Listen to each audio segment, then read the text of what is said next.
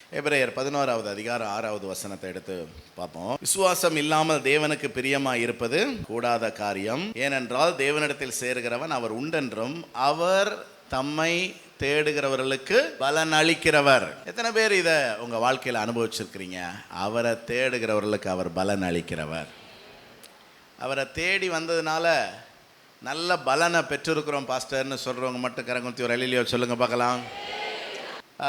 அந்த வசனம் தொடக்கத்தில் என்ன சொல்லுதுன்னா, விசுவாசம் இல்லாமல் விசுவாசியா இருக்க முடியும், ஆனால் தேவனுக்கு பிரியமா இருக்க முடியாது. பக்கத்தில் பார்த்து கேளுங்க, உனக்கு விசுவாசம் இருக்கான்னு கேளுங்க. விசுவாசம் இல்லாமல் சபையில் விசுவாசியா இருக்க முடியும். விசுவாசம் இருக்கா இல்லையாங்கிறது கனிகளினால் தான் அறிய முடியும். ஏன்னா விசுவாசங்கிறது உள்ளே இருக்கிற ஒரு ஆவி. அந்த விசுவாசம் இருந்தால் நம்முடைய கிரியைகளில் அது வெளிப்படும். நற்கிரியைகள் எல்லாத்துக்கும் காரணம் விசுவாசம். துர்க்கிரியைகள் எல்லாத்துக்கும் காரணம் அவிசுவாசம். என்ன? ஆமாம். யோவான் 11வது அதிகாரத்தில் மார்த்தாள், மரியாள், லாசரு அப்படின்னு 3 பிள்ளைகள் இருந்த ஒரு குடும்பம். பெற்றோரை பற்றி பைபிளில் போடலை, ஒருவேளை பெற்றோர் இல்லை போல். இந்த வீட்டை கர்த்தர் ரொம்ப நேசித்தார். அந்த ஊருக்கு போகும்போதெல்லாம் அந்த வீட்டை போய் அவர் சந்திக்கிறது உண்டு.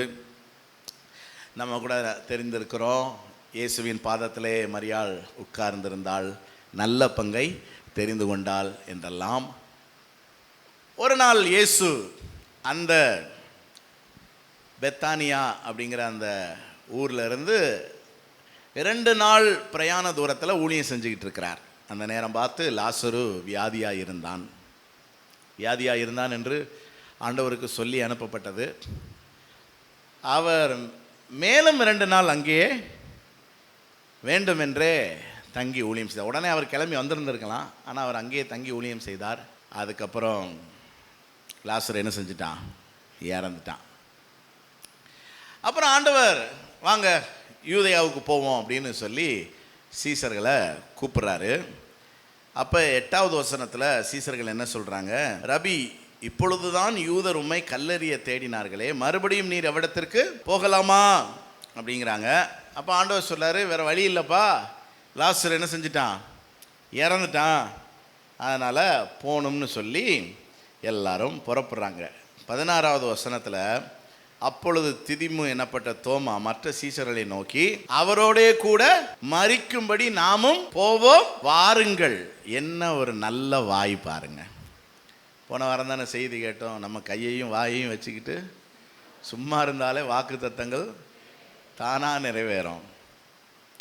என்ன அர்த்தத்தில் சொல்கிறாங்கிறது புரியுதா? ஏற்கனவே போவோங்கிறாரு, சொல்கிறாங்க அங்கே பிரச்சனை இருக்குது, போனால் நம்மளை கல்லறிவாங்க அப்படின்னு சொல்கிறாங்க. ஆனாலும் இயேசு சொல்கிறாரு, நமக்கு வேறு வழி இல்லை, நம்ம என்ன செய்யணும்? லாசருவை போய் பார்த்து ஜோம் பண்ணி எழுப்ப வேண்டியது இருக்குது, அதனால் நம்ம போகணும் அப்படிங்கிறாரு. இப்போ தோமா தெரியுமில்ல? ஆமாம், நம்ம நாட்டுக்கு வந்த ஒரு அப்போஸ்தலன். இவர் தான் இயேசு கிறிஸ்துவின் உயிர்த்தெழுதலையே சந்தேகப்பட்டவர். அதான் அவர் என்ன சொல்கிறாருன்னா, வாங்கப்பா கூட போய் சாவோம், நம்மளை கர்த்தர் சாகிறதுக்கு அழைச்சிருக்கிறாரு. பல நேரம் நம்மளும் இப்படி தான் என்ன செய்கிறோம்? பேசுகிறோம். கூட வர்றது தெய்வம்ங்க, அவரை யாரும் எதுவும் செய்ய முடியுமா? ஏற்கனவே இவங்க படகுலெல்லாம் போகும்போது கடல் அவர்களை விளங்க பார்த்தது. ஆண்டவர் இறையாதை அமைதலாக இரு என்று அதட்டி அமர்த்தினவர். ஏன்னா அப்படிப்பட்ட ஒரு சர்வ வல்லமையுள்ள தேவனோடு கூட செல்லும்போது ஏதாவது தீமை நடக்குமா? அப்ப விசுவாசம் இல்லாமல் இயேசுநாதருக்கு சீடனாக கூட என்ன செய்ய முடியும்? இருக்க முடியும். ஆனா இயேசுக்கு அது பிரியம் அல்ல. நம்ம விசுவாசம் இல்லாமல் இருப்பது இயேசுக்கு பிரியம் அல்ல. ஸோ இன்னைக்கு நம்ம நடைமுறையில் நம்பிக்கை இல்லாமல் தான் நிறைய பேர் வாழ்ந்துக்கிட்டே இருக்கிறோங்க. வெளியே பார்க்க நம்ம விசுவாசத்தெல்லாம் பேசுவோம், வசனத்தெல்லாம் பேசுவோம், ஆனால் இருதயத்தில் என்ன இல்லை? நிறைய பேருக்கு நம்பிக்கை கிடையாது. எப்படின்னு கேட்குறீங்களா? பிற எதுக்கு கவலைப்படுறீங்க? மார்க் 16:3 கல்லறைக்கு சில சகோதரிகள் வர்றாங்க. அதாவது இயேசுவின் சரீரத்துக்கு பரிமள தைலம் பூசுறதுக்காக. அப்போ அவங்களுக்கு என்ன கவலை பாருங்க, வாசலில் இருக்கிற கல்லை நமக்காக எவன் புரட்டி தள்ளுவான் என்று ஒருவரோடு ஒருவர் சொல்லி கொண்டார்கள். அவங்களுக்கு என்ன கவலைனா, கல்லை யார் யார் நமக்காக புரட்டுறது அப்படின்னு கவலை. ஆனால் வந்து பார்த்தா கல் ஏற்கனவே புரட்டி போடப்பட்டிருந்தது. ஒன்று நல்லா விளங்கிக்கோங்க, நீங்கள் கவலைப்படுற எந்த காரியத்துக்காகவும் கர்த்தர் ஏற்கனவே ஆயத்தம் பண்ணி வைத்திருக்கிறார். பக்கத்தில் பார்த்து நீ கவலைப்படுறனா ஒரு பிரயோஜனம் இல்லை. நீங்கள் கொஞ்சம் யோசித்து பாருங்களேன், கடந்த காலங்களில் நீங்கள் கவலைப்பட்ட ஏதாவது ஒன்று உங்களுக்கு பிரயோஜனமாக, அப்பாடா நான் கவலைப்பட்ட மாதிரியே நடந்துச்சின்னு எத்தனை பேர் சந்தோஷப்படுவீங்க? நீங்கள் கவலைப்பட்ட மாதிரி ஒன்றுமே என்ன செய்யாது, நடக்காது. ஏன்னா கர்த்தர் நம்ம மேல் அதிக கரிசனை உள்ள தேவன். சரி, நமக்கு நம்பிக்கை இல்லை. எப்படி சொல்கிறேன் அப்படின்னா, ஏன் பயப்படுறோம் நிறைய விஷயங்களுக்காக. மத்தேயு 14:26 சீசர்கள் படகுல பயணம் செஞ்சுக்கிட்டு இருக்கிறாங்க. பயங்கர எதிர்காற்று, தண்டு வலிக்கிறாங்க, முன்னேறி செல்ல முடியலை, சோர்ந்து போயிருக்கிறாங்க. விடியுது பொழுது, அப்போ தான் விடிய தொடங்கி இருக்குது. இயேசு கடலின் மேலே நடந்து வந்தார். யாருக்காக வந்தார்? இந்த சீசரில் காப்பாற்றுறதுக்கு தான் வந்தார். இந்த சீசரில் தேவன் கைவிடுவாரா? மீன் பிடிச்சிக்கிட்டு இருந்தவங்கள வாங்க மனுஷரை பிடிப்போன்னு சொல்லி கூடவே வச்சு திரியிறாரு. இவங்க 12 பேரும் ஜல சமாதி ஆயிட்டாங்கன்னா அப்புறம் இவர் எங்கே போய் ஊழியம் செய்வார் தனியாக? என்ன சொல்கிறீங்க? அப்போ ஆண்டவர் கைவிடுவாரா? வர்றது யாரு கடல் மேலே? இயேசு. ஆனால் இவங்க என்ன சொன்னாங்க? ஆவேசம் என்று சொல்லி பயந்து அலர்னாங்க. ஆவேசம்னா பைபிளில், இங்கிலீஷ் பைபிளில் என்ன போட்டிருக்குன்னா கோஸ்ட், பேய். யாரை பேய்ங்கிறாங்க பாருங்களேன். இந்த பயம் யாரெல்லாம் பேயாக்குது? இயேசுநாதரையே பேயாக்குதுங்க. அப்புறம் எதுக்கு சண்டை போடுறோம்? லூக்கா 22:24 தங்களில் பெரியவன் யார் என்று அவங்க வாக்குவாதம் பண்ணாங்க.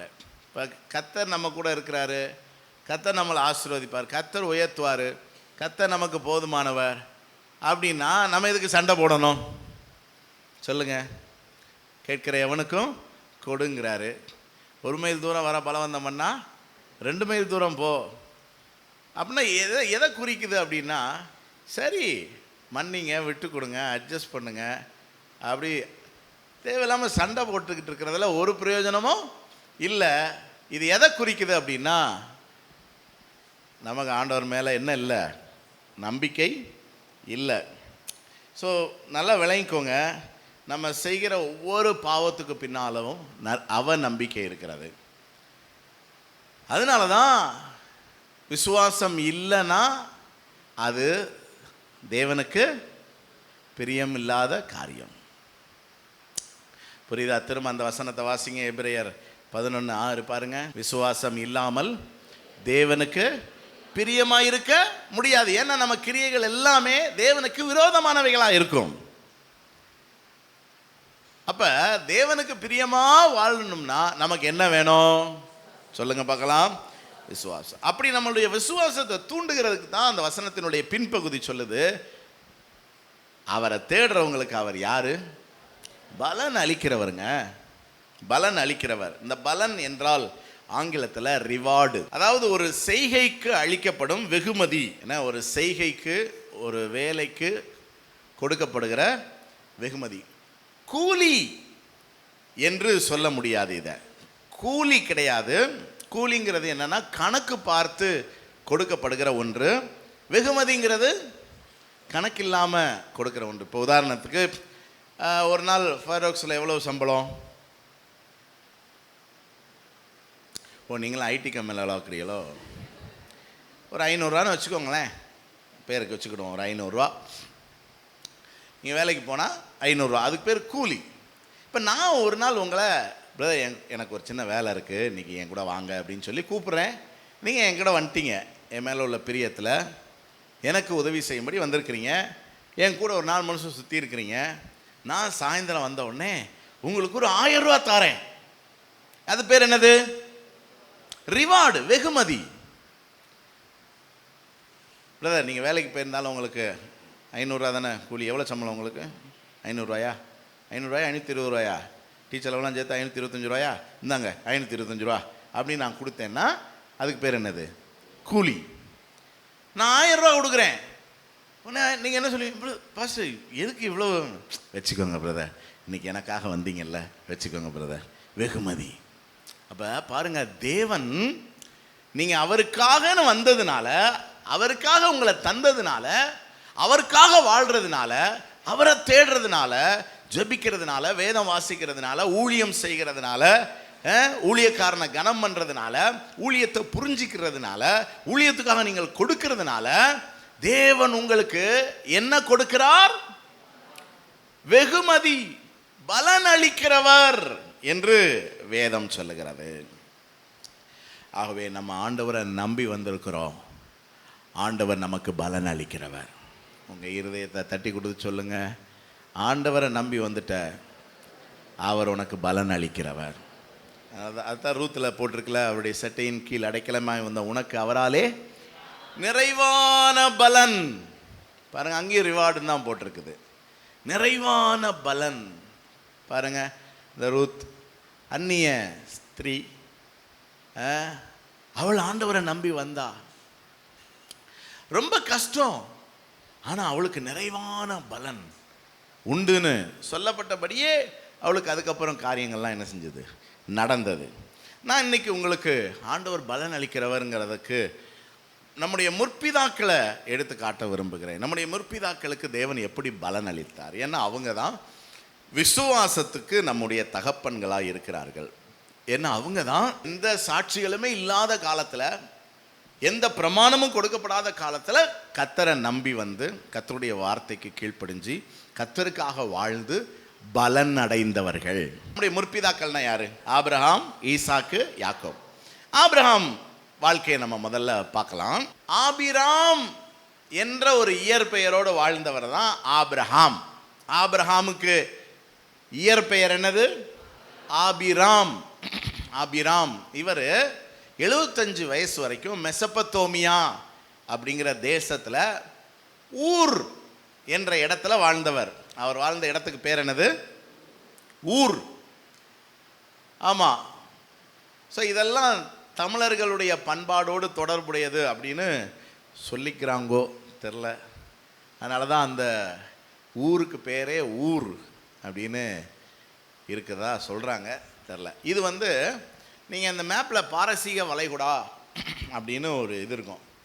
வளைகுடானாலே வளை, அப்படி இப்படி வளைஞ்சு வரும் அந்த பாரசீக வளைகுடா. அதில் இந்த யூஃப்ரட்டிஸ், டைக்ரீஸ்னு 2 நதி இப்படி போகும். அந்த 2 நதிக்கு இடைப்பட்ட தேசம்தான் இந்த மெசபத்தோமியா தேசம். அங்கே தான் அந்த ஊர் இருக்குது. அது செழிப்பான ஒரு பகுதி. ஆண்டவர் இங்கே இருந்த ஆபிரகாமை அழைத்தார். எங்கன்னா மத்தியதரை கடலை நோக்கி அழைத்தார். இவர் ஸ்ட்ரைட்டாக இப்படி வர்றதுக்கு பதில் இவர் காரான் ஒரு போனார். அப்புறம் அங்கேருந்து கானான் தேசத்துக்கு வந்தார். அது நம்ம 12வது அதிகாரத்தில் அந்த வரலாறு தொடங்குது. பாருங்க, பலர் ஆண்டவர்கிட்ட வந்த உடனே சொர்க்க வாழ்க்கை கிடைக்கும்னு நம்புகிறாங்க. அதுக்கு எங்கே தான் போகணும்? வெரி குட், சொர்க்கத்துக்கு தான் போகணும். யாரும் போகிறதுக்கு ரெடியாக இருக்கீங்களா? உங்களை அனுப்புறதுக்கு நாங்கள் ரெடியாக இல்லை. அங்கே தான் நமக்கும் சோர்வு வந்துடுதுங்க.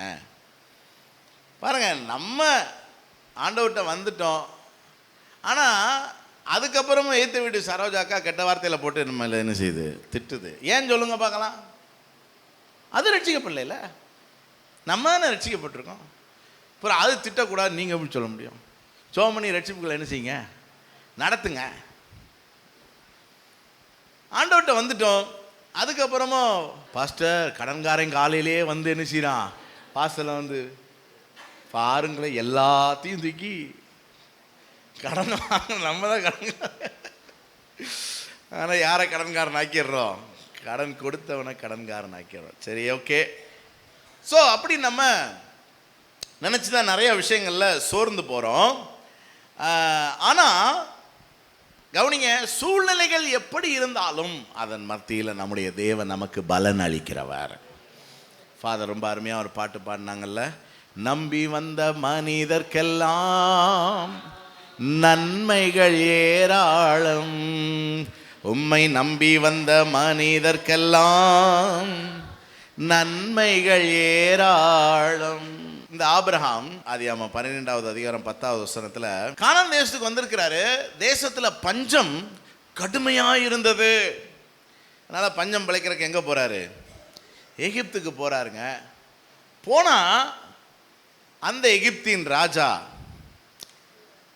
ஆபிரகாமுடைய மனைவிய பொண்ணு கேட்கிறான். இந்த ஆபிரகாமோ பயந்து மனைவி என்ன சொல்லிவிட்டாரு? சகோதரின்னு சொல்லிட்டாரு. ஏன்னா என் மனைவின்னு சொன்னால் புருஷனை கொன்னுட்டு மனைவியை தூக்கிட்டு போயிடுவாங்களோன்னு அவருக்கு ஒரு பயம். அதனால் ஒரு பதட்டத்தில் என்னன்னு சொல்லிட்டாரு? சகோதரின்னு சொன்னோடனே அவன் என்ன பண்ணிவிட்டான்?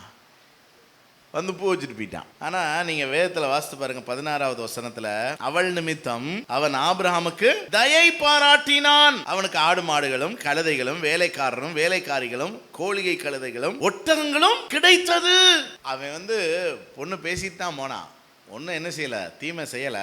17வது வசனத்தில் பார்த்தீங்கன்னா ஆபிரகாமுடைய மனைவியாகிய சாராயின் நிமித்தம் கர்த்தர் பார்வோனையும் அவன் வீட்டாரையும் மகாவாதைகளால் வாதித்தார். அதுக்கப்புறம் தான் அவனுக்கு விவரம் தெரிஞ்சது, இவ அவனுக்கு சகோதரி அல்ல, அவனுடைய மனைவி. அவன் ஒரு பவர்ஃபுல்லான ஆள் போல. அதனால் அவன் மனைவியை தொட்டதுனால நம்ம வீடெல்லாம் இப்போ என்ன ஆகிப்போச்சு? நோய்வாய்ப்பட்டு போச்சுன்னு சொல்லி அவனை எகிப்தை விட்டு என்ன செஞ்சார்? வழி அனுப்பி வச்சார். ஆனால் சாராள் நிமித்தமாக அவனுக்கு கிடைச்ச ஆசீர்வாதங்கள் எல்லாம் ஆபிரகாமுடையதாய் மாறிற்று. அதனால தான் 13வது அதிகாரம் 2வது வசனத்தில் பார்த்தீங்கன்னா ஆபிரகாம் மிருக ஜீவன்களும் வெள்ளியும் பொன்னுமான ஆஸ்திகளை உடைய. அவன் கானான் தேசத்துக்கு வரும்போது இவ்வளோ பெரிய சீமான் கிடையாது. ஆனால் இப்போ யார் ஆயிட்டான்? சொல்லுங்க சத்தமா, சீமான் ஆயிட்டான். அதுக்கப்புறம் இந்த கூட இருந்த லோத்து அவனை விட்டு பிரிஞ்சு போனான். அது ஆபிரகாமுக்கு மகா பெரிய துக்கத்தை கொடுத்தது. ஆனாலும் ஆபிரகாம் விட்டு கொடுத்தான். விட்டு கொடுக்கிறவர்கள் கெட்டு போவதில்லை. சொல்லுங்க பார்க்கலாம். அப்படின்னா விட்டு கொடுக்காதவங்க என்ன ஆவாங்க? அப்படி தானே அர்த்தம். அதனால் விட்டு கொடுக்குறவங்களுக்கு கர்த்தர் துணையாக என்ன செய்கிறாரு? இருக்கிறார். அதனால தான் வேணும் சொல்கிறது, சாந்த குணம் உள்ளவர்கள் அவங்க சாதிப்பார்கள். அது நமக்கு விளங்குற மாதிரி நம்ம என்ன செய்யணும்? மாற்றிக்கணும். இனிமேல் அப்படி சொல்ல போகிறதில்ல. எப்படி தான் சொல்ல போகிறோம்? சாந்த குணம் உள்ளவர்கள் தான் சாதிப்பார்கள். சொல்லுங்கள் பார்க்கலாம். வசனம் நிறையா இது விளங்காதனால நம்மளும் விளங்காமலே போய்கிட்டு இருக்கிறோம். ஏன்னா சாந்த குணம் உள்ளவர் பாக்கியவான்கள், பூமியை சுதந்திரித்துக் கொள்ள நமக்கு விளங்க மாட்டேங்குது. எதுக்காக சண்டை போடுறோம்? சாதிக்கிறதுக்கு தானே. ஒரு காரியத்தை சாதிக்கிறதுக்கு தானே சண்டை போடுறோம். இனி வசனத்தை மாற்றி எழுதுங்க. சாந்த குணம் உள்ளவர்கள் தான் சாதிப்பார்கள். ஆமாவா இல்லையா? அதுக்கு ஆபிரகாம் ஒரு நல்ல உதாரணம். விட்டு கொடுத்துட்டான். ஆண்டவர் வந்தார். என்ன சொன்னார்? நீ கிழக்கு மேற்கு வடக்கு தெற்கு 4 பக்கமும் நடப்பா. நீ கால் மிதிக்கிற எல்லாத்தையும் நான் உனக்கு தருவேன். உன் சந்ததி பூமியின் தூளை போல் இருக்கும். பாடுவோமா? மேற்கு கிழக்கு வடக்கு தெற்கு பரம்புவா என்றீரே, பூமியின் தூளை போல் சந்ததி பெருகும் என்று வாக்குரைத்தீரே. சொன்னதை செய்யும் அளவும் என்னை கைவிடவே மாட்டீ. சொன்னதை செய்யும் அளவும் என்னை பாருங்க. சூழ்நிலை எதிரடையாக மாறி மாறி வந்து கொண்டே இருக்கிறது. ஒரு பக்கம் பஞ்சம், ஒரு பக்கம் லோத்து இவனை விட்டு என்ன செய்யறான்? பிரிஞ்சு போறான். அவனுக்காக இவன் தியாகம் பண்ண வேண்டியது இருக்குது. ஆனாலும் கர்த்தர் ஆபிரகாமுக்கு பலன் அளிக்கிறாரா இல்லையா? லோத்து சிறைப்பட்டு போயிட்டான். லோத்து குடியிருந்த அந்த சோதோம் சிறைப்பட்டு போயிட்டு, அப்பொழுது ஆபிரகாம் என்ன பண்றான் பாருங்க. பாருங்க, இந்த நல்ல குணம் நல்ல உள்ளமெல்லாம் ஆண்டவர் மேல உள்ள நம்பிக்கையில தாங்க வருது. புரியுதா? நம்மளை நம்ப ஆரம்பித்தோம், அல்லது நம்முடைய சுயத்தை சார்ந்து கொள்ள ஆரம்பித்தோம், அல்லது நம்முடைய குறைகளை பார்க்க ஆரம்பித்தோம் அப்படின்னா நம்ம வெறி கொண்டுருவோம். கர்த்தரை நம்பி கர்த்தர் பார்த்துக் கொள்வார், கர்த்தர் செய்வாருங்கும் போது தான் நமக்குள்ள என்ன குணம் வருது? நல்ல குணம். பாருங்க, இவன் அவனை விட்டு பிரிஞ்சு போனாலும் அந்த லோத்துவுக்காக இவன் என்ன பண்றான்? தன்னுடைய வீட்டில் இருந்த 318 பேரை கூட்டிட்டு போய் யுத்தம் பண்ணி எல்லாத்தையும் மீட்டு கொண்டு வர்றான். வரும்போது சோதோமின் ராஜா என்ன சொல்றார் தெரியுமா? ஜனங்களை எனக்கு தாங்க, பொருட்களை எடுத்துக்கொள்ளுங்க. ஏன்னா நாங்கள் இந்த சிறையிருப்பிலிருந்து மீண்டது பெரிய விஷயம், அதனால் அதுக்கு காணிக்கையாக அந்த பொருட்கள் எல்லாம் தாரோம். அதுக்கு அவன் என்ன சொன்னான் தெரியுமா? 22வது வசனத்தில், அதற்கு ஆபிரகாம் சோதோமின் ராஜாவை பார்த்து, ஆபிரகாமை ஐஸ்வர்யவான் ஆக்கினேன் என்று நீ சொல்லாதபடிக்கு இது ஒன்றுமே எனக்கு வேண்டாம். அப்போ ஆபிரகாம் எவ்வளோ தெளிவாக இருக்கிறான் பாருங்க. என்னை அழைத்த கர்த்தர் என்னை ஐஸ்வர்யவான் ஆக்குவார். மனுஷன் என்னை ஐஸ்வர்யவான் ஆக்குனேங்கிற பேர் என்ன செய்யக்கூடாது? வரக்கூடாது. அப்போ இந்த ஆபிரகாமுக்கு ஆண்டவர் மேலே எவ்வளோ நம்பிக்கை பாருங்களேன். என்ன, என்னை அழைத்தவர் என்னை கைவிட மாட்டார். என்னை அழைத்தவர் என்ன? எத்தனை பேர் நம்புறீங்க? உங்களை அழைச்சவர் என்ன செய்ய மாட்டார்? உங்களை இந்த உலகத்தில் சிருஷ்டித்தவர் என்ன செய்ய மாட்டார்? உங்களை படிக்க வச்சவர் என்ன செய்ய மாட்டார்? உங்களை கட்டி கொடுத்தவர் என்ன செய்ய மாட்டார்? உங்களுக்கு வேலையை தந்தவர், பிஸ்னஸ் தந்தவர் உங்களுக்கு என்ன செய்ய மாட்டார்? உங்களுக்கு ஊழியத்தை தந்தவர் என்ன செய்ய மாட்டார்? கைவிட மாட்டார். உங்களை இன்னைக்கு உயிரோட வச்சிருக்கிற தேவன் உங்களை வாழ்றதுக்காக வச்சிருக்கிறாரா, சாகிறதுக்காக வச்சிருக்காரா? சாகிறதுக்காக நான் எதுக்குங்க வச்சிருக்கணும்? இன்னைக்கு நம்மளை ஆண்டவர் வச்சிருக்கிறதுக்கு காரணம் நம்மை ஆசீர்வதிப்பதற்காக. கர்த்தர் நம்மளுக்கு பலன் அளிக்கிறவர். ஆமாம், பாருங்க, இந்த சோதோமின் ஆசீர்வாதம் சாபத்தீடானது. அதனால் ஆபிரகாமுக்கு ஒரு தெளிவு இருந்துச்சு, அது எனக்கு வேண்டாம். 15வது அதிகாரத்துக்கு வந்தீங்கன்னா, இந்த காரியங்கள் நடந்த பின்பு கர்த்தர் தரிசனத்தில் ஆபிரகாமுக்கு வந்து என்ன சொல்றாரு? நீ பயப்படாத, நான் உனக்கு கேடகமும் உனக்கு the greater reward. இங்கே தான் அந்த ரிவார்டுங்கிற வார்த்தையை நம்ம பார்க்குறோம். ஆபிரகாம் பார்த்து சொல்றாரு, ஆபிரகாம் உனக்கு நான் நிறைய பலன்களை தாரேன், அதுலேயே சிறந்த பலன் எது தெரியுமா? நான் தான். என்னையவே நான் உனக்காக என்ன செஞ்சிருக்கிறேன்? பலனா கொடுத்திருக்கிறேன். பாருங்க, ஒருவேளை அந்த நாட்கள்ல இருந்த ஆபிரகாமுக்கு அது சரியா புரியல. அதனால தான் அவன் அதெல்லாம் இருக்கட்டும், எனக்கு என்ன தருவீர் அப்படிங்கிறான். நான் பிள்ளை இல்லாமல் இருக்கேன், என் வீட்டில் இருக்கிற வேலைக்காரன் தான் எனக்கு சுதந்திரவாளியாக இருக்கான், இந்த சொத்துக்கெல்லாம் வாரிசாக இருக்கிறான், எனக்கு என்ன தருவீர்? ஆனால் இன்னைக்கு நான் என்னைய உனக்கு பலனா தந்திருக்கிறேன்னு கர்த்தர் சொன்னால் நம்ம நம்ப முடியும். ஏனென்றால் நமக்காக தெய்வம் இந்த உலகத்துக்கு மனிதனாய் இறங்கி வந்து தம்மையே நமக்காக சிலுவையில் பலியாக ஒப்பு கொடுத்திருக்கிறார். இன்னைக்கு அவர் எங்கே இருக்கிறாரு? எத்தனை பேர் எனக்குள்ள இருக்கிறாருன்னு சொல்றீங்க? அப்போ நமக்கு கிடைச்ச கிரேட்டர் ரிவார்டு என்ன தெரியுமா? இயேசு எனக்குள்ள. பாடுவோமா? இயேசு என்னோடு இருப்பதை நினைச்சிட்டா என்னுள்ளம் துள்ளுதம்மா, நன்றி என்று சொல்லுதம்மா. இயேசு என்னோடு இருப்பதை நினைச்சிட்டா என்னுள்ளம் துள்ளுதம்மா. அப்ப உங்களுக்கு பலன் பெருசா, பலன் அளிக்கிறவர் பெருசா? அவர் ஏராளமான பலன்களை நமக்கு தர்றாரு.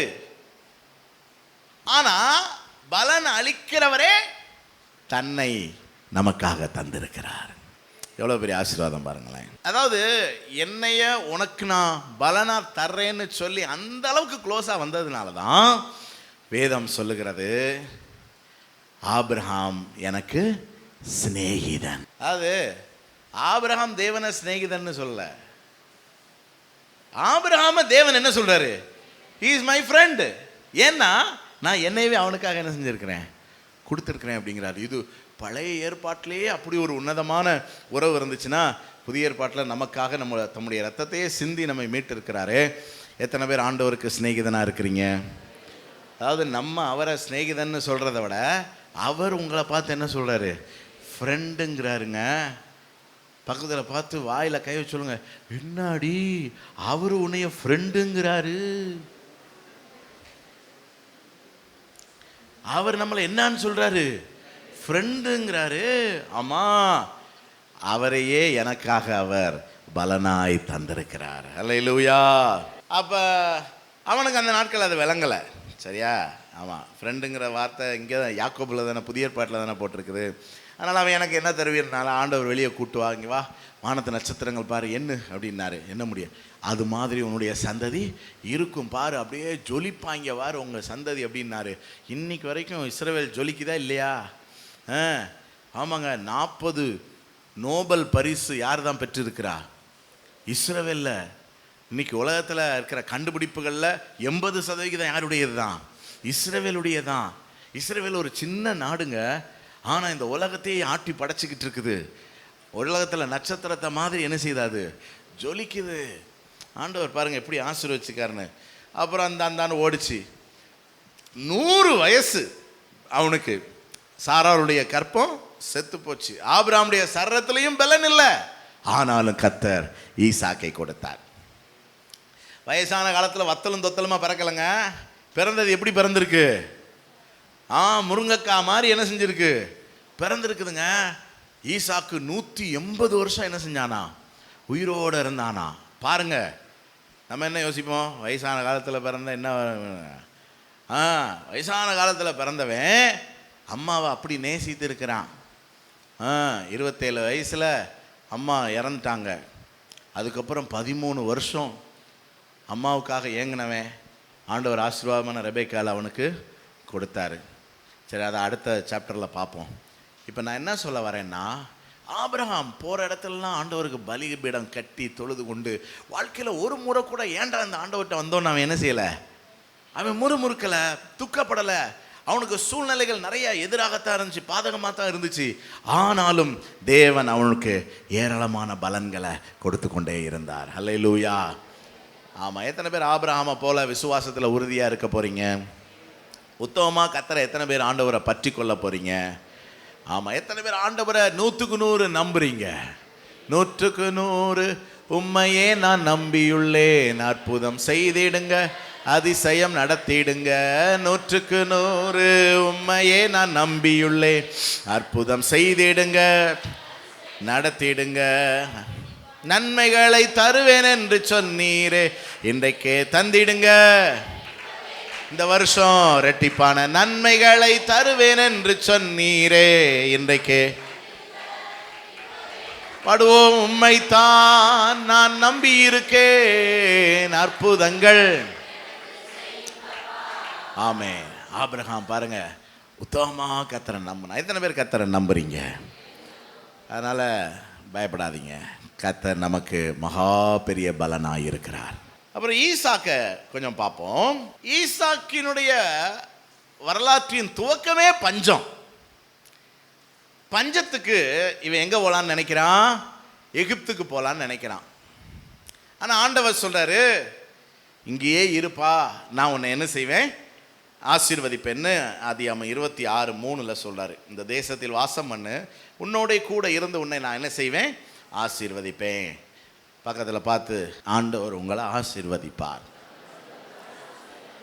இந்த தேசத்திலேயே வாசம் பண்ணுங்க, பெட்டியை கிட்டியை கட்டிட்டு கிளம்பிடாதீங்க, ஆண்டவர் உங்களை ஆசீர்வதிப்பார். மனசார சொன்னீங்களா இல்லையா? கிளம்பி போனாலும் உங்கள் வீட்டில் தான் வந்து கிடப்பேன் நான். ஆமாம், ஈசாக்கிட்ட ஆண்டவர் சொன்னார், ஏய் நீ இருப்பா, நான் உன்னை என்ன செய்கிறேன்? இன்னைக்கு ஆண்டவர் உங்கள் நிறைய பேரோட கர்த்தர் பேசுகிறாரு. நீ இரு, நான் உன்னை ஆசீர்வதிக்கிறேன், நான் உன்னை ஆசீர்வதிக்கிறேன். எத்தனை ஆண்டோடைய ஆசீர்வாதத்தை நம்புறீங்க? அவர் பலன் அளிக்கிற தேவன். நம்பினா இருந்தாங்க. கவனிங்களேன், ஈசாக்குக்கு அந்த தேசத்தில் இருந்த சோதனைகள் ஏராளங்க. என்னென்னு கேட்டிங்கன்னா, முதல்ல இந்த அபிமெலேக்கு, இந்த ராஜாவால் தான் தொல்லை. இவன் வந்து மனைவியை நோண்டிக்கிட்டே இருக்கிறான். யார் மனைவி? ஈசாக்கின் மனைவி. இவனும் என்ன சொல்லி வச்சுட்டான்? இவ என் தங்கச்சி அப்படின்னு சொல்லி வச்சுட்டான். என்ன அவனுக்கு அந்த தேசத்தின் ராஜாவால் தொல்லை. பாருங்க, இது எவ்வளோ பெரிய தொல்லைன்னு கொஞ்சம் யோசித்து பாருங்களேன். சமாளிக்க முடியுமா? ஆனால் யார் இந்த தேசத்தில் இருக்க சொல்லி இருக்கிறது? யார் ஆசீர்வதிப்பேன்னு சொல்லி இருக்கிறது? அப்போ சொன்னவர் ஆசீர்வதிப்பாரா இல்லையா? சொன்னவர் கைவிடுவாரா? சொன்னவர் கலங்க விடுவாரா? சொன்னவர் அபிமெலேக்கு மனைவியை தொட விடுவாரா? சொல்லுங்க, சத்தமா சொல்லுங்க. பாதுகாப்பாரா இல்லையா?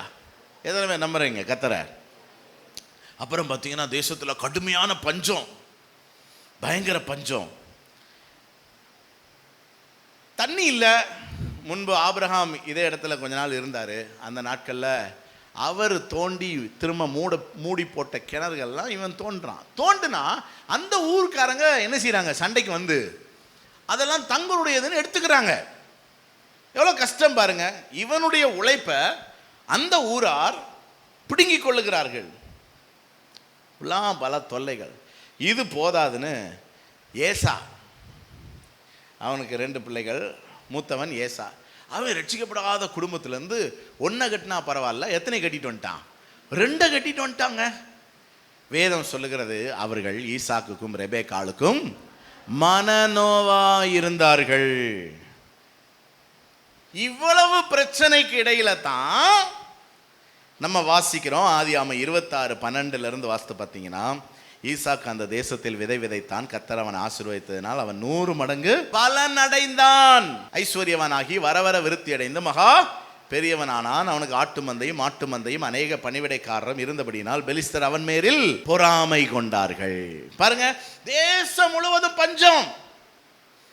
ஆனா ஈசாக்கு விதை நெல்லை எடுத்துட்டு போறான். இருக்கிறது அந்த விதை நெல்லு தான்.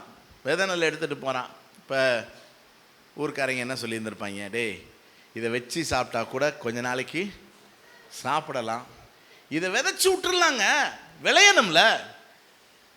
விளையிறக்கு என்ன இல்லை? மழை இல்லை, செழிப்பு இல்லை, ஆசீர்வாதம் இல்லை. இப்படி போறானே அப்படின்னா அவங்க நினைக்கிறாங்க. ஆனால் வேதம் சொல்லுதில் கண்ணீரோடு விதைக்கிறவர்கள் கம்பீரத்தோடு. அப்போ நீங்கள் ஒரு பிரச்சனை நிமித்தம் கண்ணீர் வடிச்சிங்கன்னா அது நல்ல கண்ணீர். நல்ல கண்ணீர் வடிக்கிறவங்கெல்லாம் கரங்களுக்கு ரலியில் சொல்லுங்க பார்க்கலாம். நிறைய பேருக்கு கண்ணீரே வரமாட்டிக்கு, இருதயம் கல்லாக போச்சு. சரி, அதாவது இருதயம் கல்லாக இருக்கிறத பற்றி பிரச்சனை கிடையாது. ஏன்னா கண்டிப்பாக எல்லாத்துக்கும் அழணுங்கிற அவசியம் கிடையாது. ஆனால் ஒருவேளை அழுதிங்கன்னா நல்ல அழுங்க, நல்ல கண்ணீர் வடிங்க. கஷ்டப்படுறீங்க, அது உங்கள் இருதயத்தை உடைக்குது, அது நிமித்தம் கண்ணீர் வருதுன்னா கவலையே படாதீங்க. அந்த கண்ணீருக்கு என்ன உண்டு? பலன் உண்டு. கண்ணீரோடு விதைக்கிறவர்கள். ஈசாக்கு பாருங்க, ஆமா கண்ணீரோடு விதைக்க போறான் மாட்டு வண்டியில் நெல்லை தூக்கிட்டு. ஆனால் திரும்ப கண்டெய்னரா என்ன வந்து இறங்குது. ஆமாம், அள்ளித்துவம் விதையை சுமந்து கொண்டு போகிறவன் அழுது கொண்டு போகிறான். அறுத்த அரிகளை எப்படி கொண்டு வரானா? ஆமாங்க, கர்த்தர் அவன் ஆசீர்வதிச்சதுனால 100 மடங்கு. நல்லா விளங்கிக்கோங்க, ஆசீர்வாதம்ங்கிறது பூமியிலையும் கிடையாது, வானத்திலையும் கிடையாது. எங்க இருக்கு? என் தலைமையில இருக்கு. கர்த்தர் அவனை ஆசீர்வதித்ததினால், பூமி அல்ல. அதனால பூமி வறண்டு கிடக்கலாம், வானம் வெண்கலமா இருக்கலாம். கர்த்தருடைய ஆசீர்வாதம் உங்க மேல இருந்துச்சுன்னா நீங்கள் செய்வது எல்லாம் வாய்க்கும். ஏன்னா நமக்கு பலன் அளிக்கிறவர் யார்? புரியுதா உங்களுக்கு? அதனால உங்க குறைகளை நினைத்து நீங்க கவலையே படாதீங்க. ஏன்னா நிறைவாய் நடத்துகிறவர் நம்மோடு கூட இருக்கிறார். அதே நேரம் இஸ்ரவேல் ஜனங்களை பற்றி கர்த்தர் என்ன சொல்றார் பாருங்க. ஆகாய் 1:9 அதிகமாய் வரும் என்று நீங்கள் எதிர்பார்த்தும் கொஞ்சமாய் கிடைத்தது, அறுத்து வீட்டுக்கு கொண்டு வந்தும் அதை நான் ஊதி போடுகிறேன் அப்படின்னு ஆண்டவர் சொல்றாரு. தேவனுடைய ஆசீர்வாதமே என்னன்னா கொஞ்சம் விதைப்பு திரளான அறுவடை. ஏன்னா அதுதான் தேவனுடைய ஆசீர்வாதம். அப்ப 6வது வசனம் பாருங்க, ஆகாய் 1:6 நீங்கள் திரளாய் விதைத்தும் கொஞ்சமாய் அறுக்கிறீங்க. இது என்னது? இது ஆசீர்வாதம் அல்ல. ஆசீர்வாதம் அல்ல. எதனால இந்த ஆசீர்வாதம் உங்களுக்கு இல்லை அப்படின்னா, என் வீடு பாழாய் கிடக்கும் போது நீங்கள் எல்லாரும் அவனவன் தன் வீட்டிற்கு ஓடி போகிறீர்களே. இஸ்ரவேல் ஜனங்கள் சிறையிருப்பில் இருந்தாங்க. கர்த்தர் அவர்களை விடுதலையாக்கி சொந்த தேசத்துக்கு கொண்டு வந்தார். கொண்டு வந்து இவங்க சர்ச்சை கட்டுவாங்கன்னு பார்த்தா எல்லாம் என்ன கட்ட ஆரம்பிச்சிட்டாங்க, அவங்க வீடை கட்ட ஆரம்பிச்சிட்டாங்க. சரி விட்டுட்டார், சரி கட்டிக்கோ. சரி கட்டி முடிச்சதுக்கு அப்புறமா எதை நினைக்கணும்? கர்த்தருடைய வீட்டை நினைக்கணும்ல, நினைக்கல. அப்பதான் ஆண்டவருக்கு கோபம் வந்துருச்சு. அதுக்கப்புறம் வீட்டை கட்டிட்டு அவங்க விதைக்க போறாங்க. திரளாய் விதைக்கிறாங்க, கொஞ்சமாய் அறுக்கிறாங்க. அந்த அறுத்ததையும் வீட்டுக்கு கொண்டு வந்து வச்சா அடுத்த நாள் காணோம். எலி திணிச்சா புலி திணிச்சான்னு தெரியல. வேதம் சொல்லுது, நான் அதை ஊதி போடுகிறேன். பாருங்க, எதனால? ஆலயத்தை மறந்துட்டாங்க, தேவனுடைய சபையை மறந்துட்டாங்க. அப்போ கவனிங்க, ஆசீர்வாதம் பூமியிலும் இல்லை, வானத்திலும் இல்லை. எங்கே இருக்குன்னு கேளுங்க. கண்டிப்பாக இந்த கேள்வி கொஸ்டினில் வரும். நான் கொஸ்டின் அவுட் பண்ணிட்டேன். ஆசீர்வாதம் பூமியில இல்லை, வானத்தில் இல்லை. எங்கே இருக்கு? தலை மேலே இருக்குது. சொல்லுங்க, ஆசீர்வாதம் என் தலை மேலே. சூழ்நிலை எப்படி இருந்தாலும் எனக்கு கவலை இல்லை. ஆண்டவர் என்ன ஆசீர்வதிக்கிறதுனால, எங்க சொல்லுங்க, நான் உயிரோடுங்க. ஆசீர்வதிக்கிறதுனால கொஞ்சமாய் விதைத்து திரளாய் அறுப்பேன். யார் ஆசீர்வதிக்கிறார்? கர்த்தர். ஆலயத்தை நேசிக்கிறவங்க, தரிசனத்தை நேசிக்கிறவங்க, ஊழியம் செய்கிறவங்க. நமக்கு ஆண்டவர் தரிசனம் கொடுத்துருக்கா. என்னது நமக்கு கொடுக்கப்பட்ட தரிசனம்? இந்த ஊரை சபையா மாற்றணும். இந்த சமுதாயத்தை சபையா என்ன செய்யணும்? மாற்றணும். சரியா? ஆமாம். அப்போ ஏன் மாற்றணும்? ஏங்க 1000 பேர் வரணும், 10,000 பேர் வரணும்? ஏன் நம்ம கானான் தேசத்தில் பெரிய சபை கட்டணும்? ஏன் ஜனங்கள்லாம் வந்து ஏன் சொல்லுங்க பார்க்கலாம். ஏன்னா அவங்களும் கெட்டு போகக்கூடாது, அழிஞ்சு போகக்கூடாது, நரகத்துக்கு போகக்கூடாது. புரியுதா? உங்கள் பக்கத்து வீட்டுக்கு, உங்கள் பக்கத்து வீடு குடும்பமாக நரகத்துக்கு போகிறத கொஞ்சம் கற்பனை பண்ணி பாருங்கள். அப்போ நீங்கள் பரலோகம் போவீங்களாம், உங்கள் பக்கத்து வீடு நரகம் போகுமா? எப்படி கர்த்தர் நம்மளை ஆசீர்வதிப்பார்? உங்கள் பக்கத்து வீட்டுக்காக எப்போ ஜோம் பண்ணீங்க? உங்கள் மச்சினன் குடும்பத்துக்காக எப்போ ஜோம் பண்ணீங்க? உங்கள் நாத்தனாவுக்காக எப்போ ஜோம் பண்ணீங்க? உங்கள் ரட்சிக்கப்படாத மாமியாருக்காக மாமனாருக்காக எப்போ ஜோம் பண்ணீங்க? அவங்க மேலே ஒரு பாரம் இருக்குதா உங்களுக்கு? எப்போதும் உங்களையே நினச்சிக்கிட்டு இருக்கீங்களா? உங்கள் காரியத்தை பெருசுப்படுத்திக்கிட்டு இருக்கீங்களா? உங்களுக்காகவே வாழ்ந்துக்கிட்டு இருக்கிறீங்களா? உங்கள் சொந்தக்காரங்க வீட்டுக்கு கார்னேஷன் பேக்கரியில் இந்த கேக்கை வாங்கிட்டு போய் கொடுத்து, இந்தாங்கன்னு சொல்லிவிட்டு, இதை சாப்பிட்டு பாருங்கள் நல்லா இருக்கான்னு கேட்டு, அதை சாப்பிட்டு நல்லா இருக்குன்னு சொன்னால், இதை விட இயேசு இனிமையானவர்னு ஒரு வார்த்தையை சொன்னால் குறைஞ்சா போயிடுவீங்க? சொல்லுங்க. எதையாவது செஞ்சு ரட்சிக்கப்படாத அக்கம் பக்கத்தில் இருக்கிறவங்களுக்கு நம்ம ஆண்டவரை பற்றி என்ன செய்யணும்? ஏன் சொல்லணும்? அவங்க அழிந்து போக கூடாது. ஏன் எருசலேமை பார்த்து இயேசு கண்ணீர் விட்டார்? ஏங்க கண்ணீர் விடணும்? என்ன அழிய போகுது. சிவகாசியை பார்த்து இயேசு சிரிக்கிறார்னு நினைக்கிறீங்களா? சிவகாசியை பார்த்து இயேசு சந்தோஷப்படுறான்னு நினைக்கிறீங்களா? சொல்லுங்க, ஏன் இயேசு சிவகாசியை பார்த்து கண்ணீர் விடணும்? சிவகாசி என்ன செய்ய போகுது? அழிய போகுது. ஜனங்கள் அழிவிலிருந்து காப்பாற்றப்படணும். அதுக்கு யாரை தான் நம்பி இருக்கிறார்? கர்த்தர் நம்மளை தான் நம்பி இருக்கிறார். அப்ப நம்ம அவரவர் வீட்டுக்கு போயிட்டோம்னா ஆண்டவர் சொல்றாரு, அப்ப ஏன் தரிசனம் பாழாகுதே?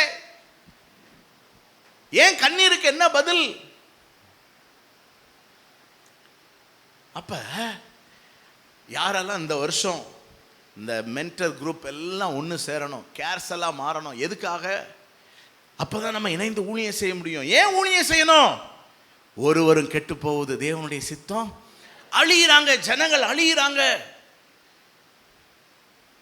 அப்ப அந்த பாரம் வேணும் நமக்கு, அந்த தரிசனம் வேணும். அப்பதான் இணைவோம்.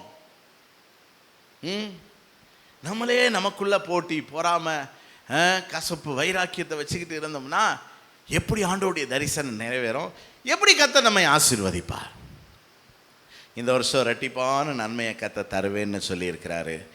எத்தனை பேருக்கு கொஞ்சமாக விதைத்து திரளான அறுவடை வேணும்? அப்படின்னா எதை நேசிக்கணும்? ஆலயத்தை நேசிக்கணும். மூணாவது, யாக்கோபுக்கு கிடைச்ச பலனை பாருங்களேன். இந்த வயிற்றுலையே நான் தான் முந்தி பிறப்பேன் அப்படின்னு சொல்லி மல்லு கட்டிக்கிட்டு வந்தது யாரு? இந்த யாக்கோபு. அதனால தான் ஆதியாகமம் 25:22 கற்பத்தில் பிள்ளைகள் ஒன்றோடொன்று மோதி கொண்டிருந்தது. அந்த சேஷ்டபுத்திர பாக சண்டை எப்பயும் ஆரம்பிச்சிருச்சு? ஆமாம், அவளுக்கு என்னடா நார்மலாக இப்படி இருக்காதே, ஏன் வயிற்றுல இவ்வளோ சண்டை நடக்குதுன்னு போய் கேட்டால், இல்லைம்மா அப்படித்தான். கற்பத்துலேருந்து வெளிப்படும் போது முதல்ல யார் வாரா? ஏசா வாரான். இவன் காலை பிடிச்சிக்கிட்டே வாரான். நான் தாண்டா போவேன் முன்னாடி. கற்பத்தில் தவற விட்ட சேஷ்டபுத்திர பாகத்தை எங்கே வந்து பிடிச்சிடலான்னு நினைக்கிறான். ஆமாம், ஒரு நாள் ஏசா ரொம்ப களைப்போட வந்தான். தேசத்தில் பஞ்சம், சாப்பாடு எங்கேயும் கிடைக்கல. வர்றான், இவன் பைட்டங்கூழ் காய்ச்சிக்கிட்டு இருக்கிறான். பயங்கர பசியில் எனக்கு தாங்குறான். இவன் எதை கேட்குறான்? சேஷ்டபுத்திர பாகத்தை எனக்கு தான். பாருங்கள், ஆசீர்வாதத்துக்காக இந்த யாக்கோபு எவ்வளவு போராடுறான்னு பாருங்களேன். அவன் என்ன நினச்சான்னா, அவ்வளோ பேரும் பஞ்சத்தில் சாக போகிறோம், இன்றைக்கி நம்ம கிடைச்ச பைத்தங்குளை குடிச்சு என்ன செய்வோம், பிழைச்சிக்கிடுவோம்னு அவன் நினச்சான். கடைசியில் அப்பாட்டையும் போய் ஏசா மாதிரி வேடம் அணிந்து என்ன செஞ்சிட்டான், ஆசீர்வாதத்தை வாங்கிக்கிட்டான். ஆமாம், இப்படி ஒரு பக்கம் ஆசீர்வாதத்துக்காக இவ்வளவு போராடினாலும் யாக்கோபு எல்லாராலும் தனித்து விடப்பட்டான். ஆதியாகமம் 28:11 பாருங்க. ஒரு இடத்திலே வந்து சூரியன் அஸ்தமித்தபடியினால், யாக்கோபுக்கு என்னது அஸ்தமனம்? அஸ்தமனம்னா என்னது? அமாவாசை, இருட்டு. ஆமா, தனியா வனாந்தரத்தில் ஒரு கல்லை தலைக்கு வச்சு என்ன செய்யறான், அவன் படுத்திருக்கிறான்.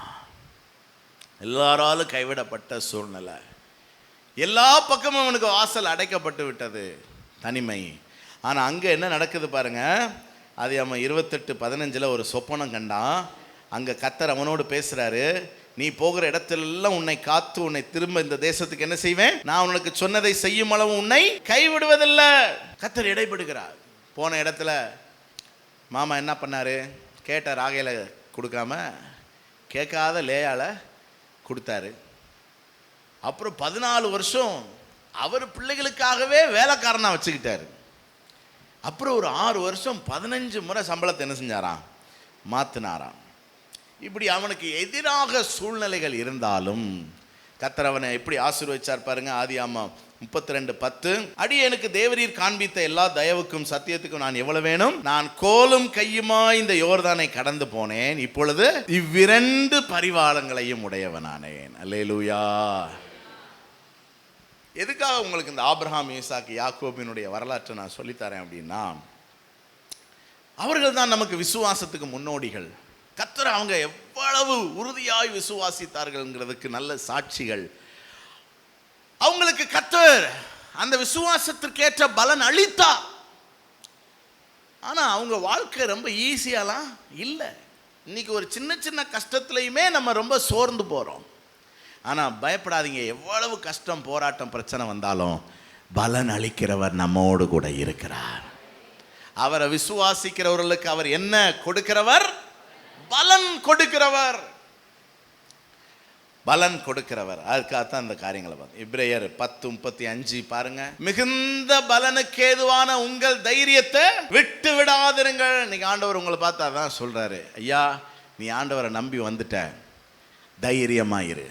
பக்கத்தில் முதுக தட்டி சொல்லுங்க, தைரியமாயிரு, பயப்படாத, சோர்ந்து போகாத, கலங்காத, அழாத, ஆண்டவரை விட்டு என்ன செஞ்சிடாத, விலகி பெய்யாத. ஏன்னா உனக்கு இங்கே தான் மிகுந்த பலன் இருக்கிறது. கர்மேல்ல உனக்கு என்ன உண்டு, மிகுந்த பலன் உண்டு. மிகுந்த பலனுக்கு ஏதுவான தைரியத்தை என்ன செஞ்சிடாதீங்க. ஆபிரகாம் விட்டாரா? தைரியத்தை விட்டு விடல. எவ்வளவு போராட்டங்கள் வந்தோம், அவர் ஆண்டவரை உறுதியாய் விசுவாசித்ததுனால என்ன ரோமர் 4:21 சொல்லுது, வாக்குத்தத்தம் பண்ணினதை நிறைவேற்ற வல்லவர் என்று முழு நிச்சயமாய் நம்பி தேவனை மகிமைப்படுத்தி விசுவாசத்தில் வல்லவனானான். அது போலதான் ஈசாக்கு பஞ்சம், பிள்ளைகளுடைய பிரச்சனை, கேரார் மேய்ப்பருடைய சண்டை, இதன் மத்தியில் ஆண்டவருக்கு கீழ்ப்படிந்து வாழ்ந்து 100 மடங்கு என்ன செய்தான், ஆசீர்வதிக்கப்பட்டான். யாக்கோபுக்கு குடும்ப வாசல் அடைக்கப்பட்டது, தேசத்தின் வாசல் அடைக்கப்பட்டது, மாமா வீட்டு வாசலும் அடைக்கப்பட்டது. ஆனால் அவனுக்காக வானத்தின் வாசல் திறக்கப்பட்டது. ஆமாம், நமக்கு எந்த வாசல் அடைச்சாலும் நமக்காக எந்த வாசல் திறந்திருக்கும். இந்த உலகத்தில் எங்கே நமக்கு பலனற்று போனாலும் பரலோகம் நமக்கு பலன் கொடுத்து கொண்டே இருக்கும். எத்தனை பேர் ஆண்டவரை நம்புறீங்க? ஜெபம் பண்ணுவோமா? நம்பி வந்த மனிதர்க்கெல்லாம் நன்மைகள் ஏராளம். உம்மை நம்பி வந்த மனிதர்க்கெல்லாம் நன்மைகள் ஏராளம். நம்புகிறேன் நம்புகிறேன் நம்பத்தக்க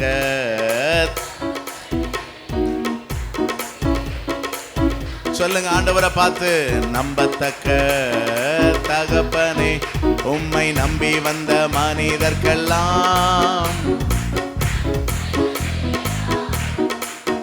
உம்மை நம்பி வந்த மனிதர்க்கெல்லாம் நன்மைகள் ஏராளம். என் பலன் நீர்தானே, கேடகமும் நீர்தானே. என் பலன் என் கேடகமும் நீர்தானே. சகாயம் பெற்றேன், உதவி பெற்றேன், பாட்டினால் உம்மை துதிப்பேன். சகாயம் பெற்றேன், உதவி பெற்றேன். கரங்களை உயர்த்தி சொல்லுவோமா?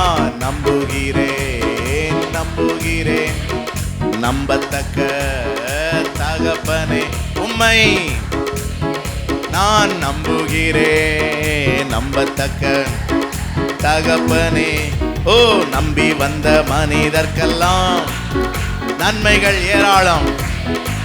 விசுவாசத்தோடு பாடுங்க. உம்மை நம்பி வந்த மனிதர்க்கெல்லாம் ஓ நன்மைகள் ஏராளம்.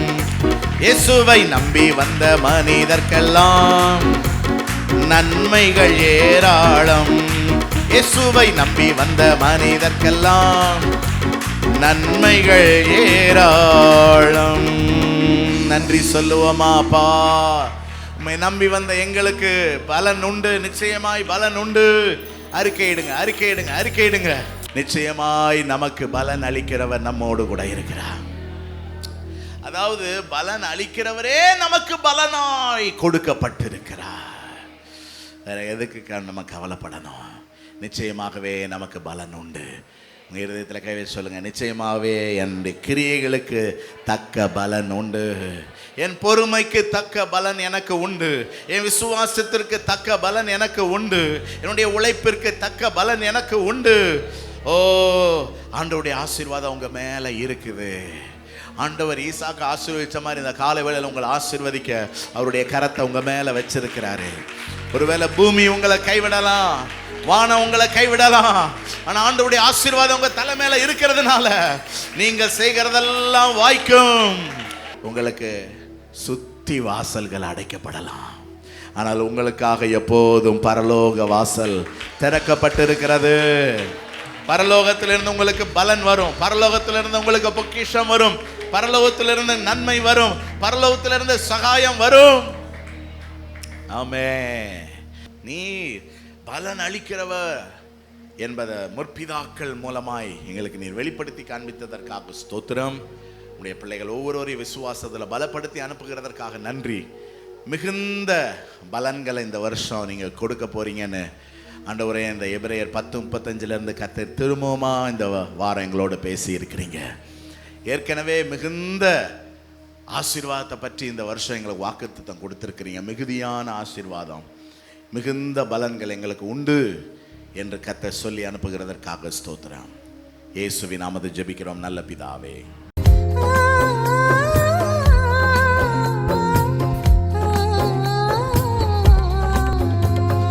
சின்னவனாயிரமும் சிறியவன்